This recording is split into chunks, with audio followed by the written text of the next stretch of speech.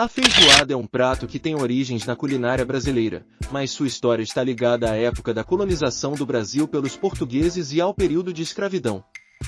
Não existe uma única história definitiva sobre sua origem, mas várias teorias e versões sobre como a feijoada se desenvolveu ao longo do tempo.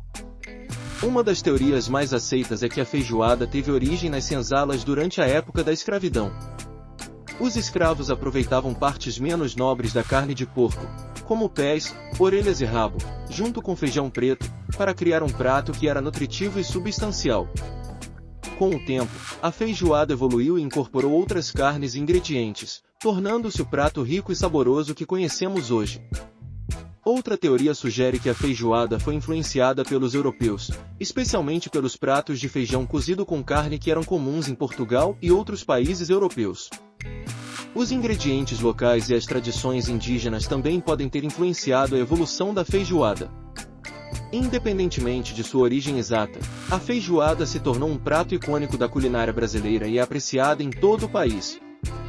Ela tem uma forte conexão com a cultura e a história do Brasil, representando a diversidade e a riqueza culinária desse país. O feijão já era um alimento largamente consumido pelo Velho Mundo, porém de outras espécies como o feijão branco. Logo, um dos pratos mais tradicionais franceses é o cassoulet, guisado de feijão branco com carne de ganso. Também eram consumidas outras leguminosas parentes do feijão como o grão de bico e a lentilha. Foi só com a descoberta das Américas que foi conhecido o feijão preto, cujo grão era chamado de cumaná ou cumaná, nome dado pelos guaranis. O feijão preto era um alimento comum entre as Américas Central e do Sul. Porém, o nome pelo qual o chamamos, feijão, é português, escrito pela primeira vez no século XIII, ou seja, 300 anos antes do descobrimento do Brasil. Visto isso, podemos afirmar que o consumo de feijão não foi praticado primeiramente por nós brasileiros. Um outro mito que é preciso desmentir é que eram dados restos de carne aos escravos. Sem muito a pensar, podemos inferir que isso não é uma verdade, já que adquirir um escravo era caro e o trabalho exercido por eles era árduo. Com isso, eles não poderiam ter uma alimentação escassa, já que não aguentariam a alta carga de trabalho, o que acarretaria prejuízos aos seus donos. Um outro fator a ser considerado é que no período escravagista toda a alimentação no Brasil era escassa, tanto para os escravos quanto para seus senhores. Sendo assim, a alimentação de ambos era quase que semelhante, tendo como base a mandioca e o milho. Quanto às carnes, até hoje não há nenhuma referência histórica apontando que as carnes utilizadas para a feijoada eram desprezadas e oferecidas aos escravos.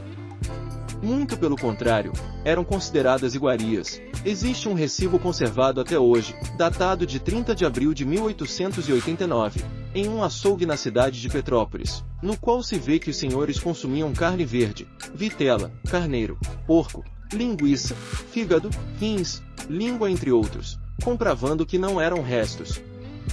Vendo tudo isso, da onde surgiu nossa amada feijoada? Ao que parece, esse prato já era consumido há muito mais tempo do que imaginamos. Não como conhecemos hoje, é claro. Há registros históricos que desde o Império Romano se preparava uma mistura de feijão com vários tipos de carne, com os ingredientes variando de uma região para outra. Mas foi somente no Brasil que veio a se utilizar o feijão preto, já que o ingrediente foi descoberto nas Américas, como afirmado acima. Vendo esse fato, fica difícil afirmar qual a origem da feijoada. O que se sabe de concreto é que as referências antigas não têm qualquer referência aos escravos, mas sim de restaurantes frequentados pela elite escravocrata. Agora a feijoada como a conhecemos hoje, acompanhada de arroz, couve, farofa e torresmo, tem origem num antigo restaurante frequentado pela elite carioca, o G. Lobo.